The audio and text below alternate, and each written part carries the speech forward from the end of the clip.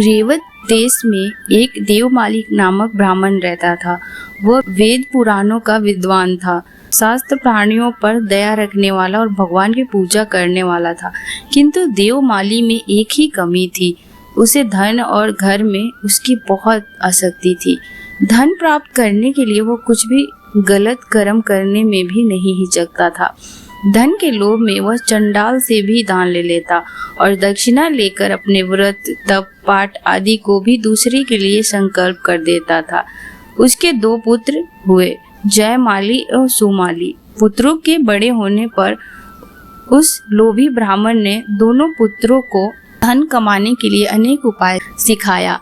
इसी प्रकार का जीवन यापन करते हुए एक दिन देवमाली के मन में विचार आया कि जरा देखूं तो मेरे पास कितना धन है, और वह अपने धन को गिनने बैठ गया। करोड़ों सोने की मोहर गिनते गिनते वह पहले तो बड़ा खुश हुआ, फिर उस धन को देखकर भगवान की कृपा से उसके चित्त में विचार का उदय हुआ।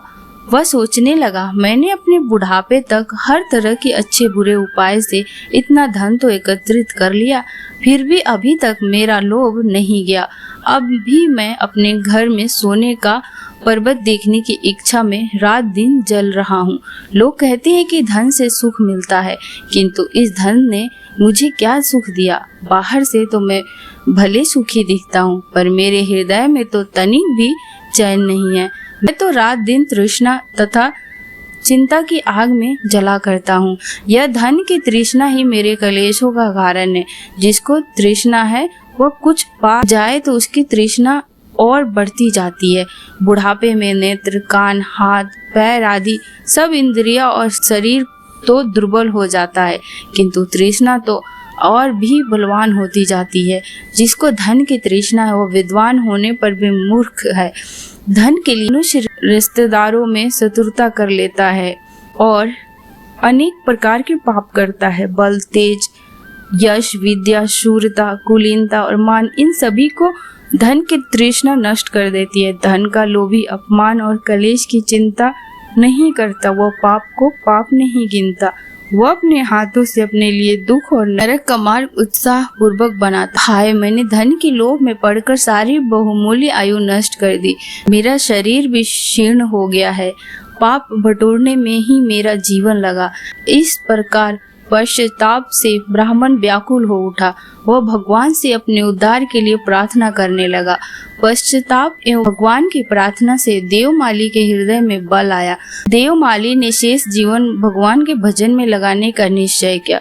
उसने स्वयं जो धन कमाया था उसका आधा धन अपने पास रखकर शेष आधे धन को अपने दोनों पुत्र में बराबर बराबर बांट दिया। देवमाली ने अपने भाग के धन से मंदिर, सरोवर, कुएं, धर्मशाला आदि बनवाए, वृक्ष लगाए, अन्न दान किए। इस प्रकार अपने अपार धन को सत्कर्म में लगाकर वह तपस्या करने आश्रम को चला गया। आश्रम में देवमाली ने पुष्प फलों से सुशोभित सुंदर वृक्षों वाला एक आश्रम देखा।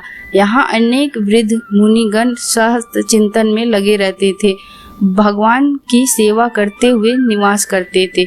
उन्हीं मुनियों के बीच में एक परम शांत तेज पूज्य महात्मा भगवान की स्तुति कर रहे थे। देवमाली ने उसके चरणों में मस्तक रखकर प्रणाम किया एवं परम तपस्वी केवल सूखे पत्ते खाकर रहने वाले महात्मा जयंती थे। ब्राह्मण ने अपना सारा इतिहास महात्मा जयंती को सुनाकर नम्रता पूर्वक उनसे अपने उद्धार का उपाय पूछा। महात्मा जयंती ने कृपा करके ब्राह्मण से कहा, तुम नित्य निरंतर भगवान विष्णु का ही स्मरण और किसी के दोष मत देखो, किसी की चुगली मत करो, सदा परोपकार में लगे रहो, मूर्ख का साथ छोड़कर श्री हरि की पूजा में ही लगे रहो। काम, क्रोध, लोभ, मोह, मद, द्वेष को त्याग कर सभी प्राणियों को सर्वदा अपने सम्मान समझो।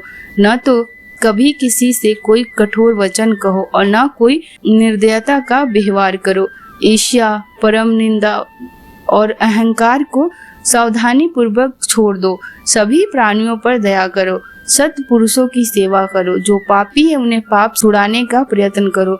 उन्हें धर्म का सच्चा मार्ग बताओ।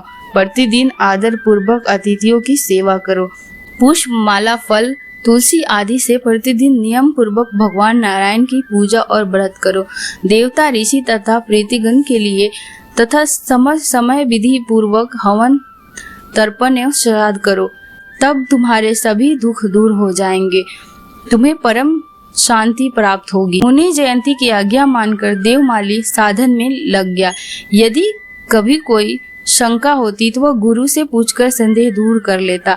इस प्रकार श्रद्धा एवं दृढ़ता से नियम पूर्वक साधन करने में उसका हृदय निर्मल हो गया। भगवान की कृपा से उसे ज्ञान प्राप्त हुई और अंत में गुरुदेव की आज्ञा से वाराणसी काशी में आकर देवमाली ने भगवान का परम पद प्राप्त किया। इस कहानी से हमें यही शिक्षा मिलती है कि कभी भी लोभी नहीं होना चाहिए और सदैव भगवान को याद करते रहना चाहिए।